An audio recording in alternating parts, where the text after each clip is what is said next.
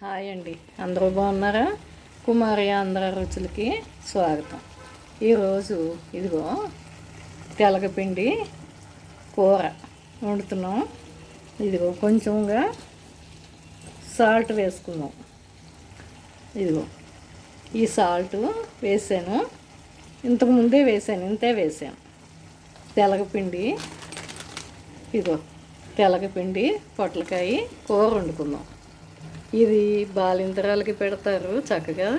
పొట్లకాయ తెలగపిండి, ఆనపకాయ తెలగపిండి ఇలాగా వండుకోవచ్చు అన్నమాట.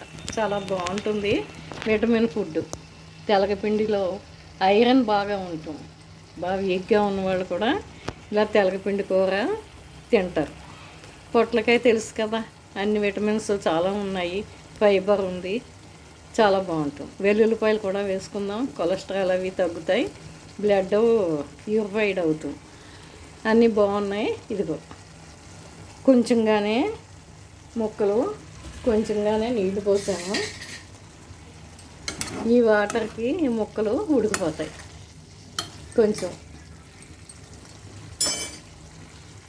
ఉడికిన తర్వాత ఉడికనిద్దాం. ఇలాగా పోపుకు కావాల్సినవి మనం తీసుకుందాం.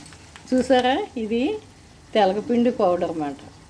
ఇదివరకు పల్లెటూళ్ళల్లో అచ్చుల కింద అమ్మేవారు తెలగపిండి.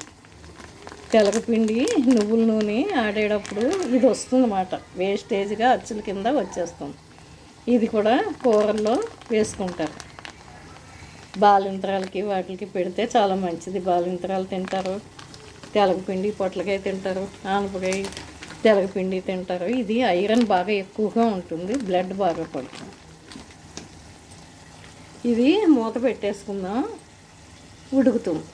మనం పోపుకి కావాల్సినవి తీసుకుందాం.